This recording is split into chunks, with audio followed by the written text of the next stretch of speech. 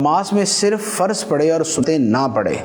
اس کا عمومی مفہوم تو یہ بنتا ہے کہ جیسے فجر کی نماز میں اس نے 2 فرض پڑھے لیکن 2 سنتیں چھوڑ دی،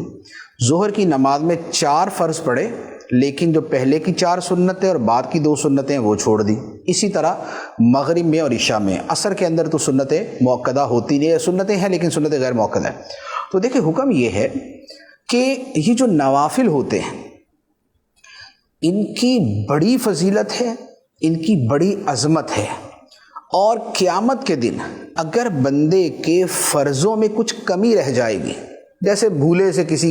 آدمی نے بے وضو نماز پڑھ لی تھی، اس کو نہیں پتہ چلا، یا ناقص انداز کے اندر اس نے فرض پڑھے تھے، تو اللہ تعالیٰ ان سنتوں اور نوافل کے ذریعے اس کے فرضوں کی کمی پوری فرمائے گا۔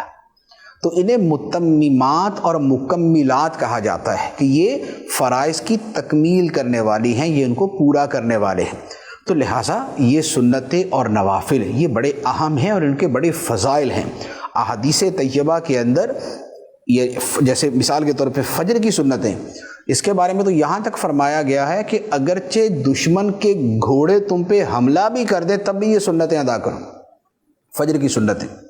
اور جو باقی سنتیں ہیں ان میں بھی اپنی اپنی ان کی فضیلتیں بیان کی گئی، اور نبی پاک صلی اللہ تعالیٰ علیہ وسلم کا وہ معمول تھی، حتیٰ کہ نبی پاک علیہ السلام سفر و حضر میں یہ سنتیں ادا فرماتے تھے۔ تو لہذا سنتیں اور نوافل ترک نہیں کرنے چاہیے۔ اچھا، اب یہ ہے کہ بالفرض اگر کوئی ترک کرتا ہی ہے تو اس پہ حکم شرعی کیا ہے؟ تو اس کا جواب یہ ہے کہ جو نوافل ہیں یا جو سنتیں غیر مؤکدہ ہیں، اگر ان کو ترک کرتا ہے تو وہ گناہ گار نہیں ہے، ایک فضیلت کا عمل تھا اس نے چھوڑ دیا۔ لیکن اگر سنت مؤکدہ ترک کرتا ہے، سنت مؤکدہ کون سی ہیں؟ ظہر سے پہلے، فجر سے پہلے کی 2، ظہر سے پہلے کی 4 اور ظہر کے بعد کی 2، مغرب کے بعد کی 2 اور عشاء کے بعد کی 2۔ تو یہ سنتیں جو ہیں یہ سنت مؤکدہ ہیں۔ اور جمعے کے اندر یہ ہوتا ہے کہ جمعے سے پہلے کی 4 اور جمعے کے بعد کی 4، وہ سنت مؤکدہ۔ تو اب اگر جو سنت مؤکدہ کا تاریخ ہے تو اس کے بارے میں حکم یہ ہے کہ اگر کو ایک آدھ مرتبہ کبھی کبھار چھوڑ دی تو اس پر گناہ نہیں ہے۔ ہاں، اس سے پوچھا جائے گا کہ کیوں چھوڑی، یعنی کہ اس سے پوچھ گچھ ہوگی، سرزنش ہوگی، لیکن اس پر گناہ نہیں ہے۔ لیکن اگر سنت مؤکدہ کے ترک کی عادت بنا لے کہ بار بار چھوڑتا ہے، بار بار چھوڑتا ہے، تو یہ جو سنت مؤکدہ کا ترک ہے یہ گناہ ہے،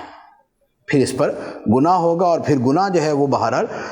عذاب کے مستحق ہونے کا سبب بنتا ہے۔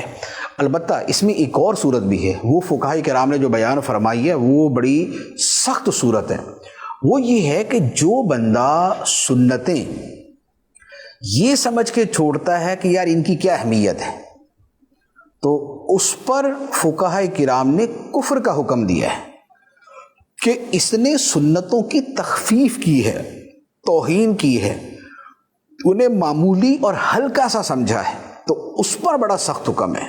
اب جو لوگ عادتاً سنت مؤکدہ ترک کرتے ہیں، نہ نفل پڑھنی، نہ سنت غیر مؤکدہ، نہ سنت مؤکدہ، اور بس فرض، تو جو بالکل ہی ایسا معمول بنا لے تو ان کے بارے میں بڑا اندیشہ ہے کہ کہیں یہی وہ ہلکے پن والا اور یہ اس طرح کا ان کے دل کے اندر معنی و مفہوم نہ ہو کہ جس کے اوپر اتنا سخت حکم لگتا ہے۔ تو لہذا سنت ترک نہیں کرنی چاہیے، بلکہ یہ جو 12 سنتیں مؤکدہ ہیں ان کو ادا کرنے پر جنت کی بشارت ہے،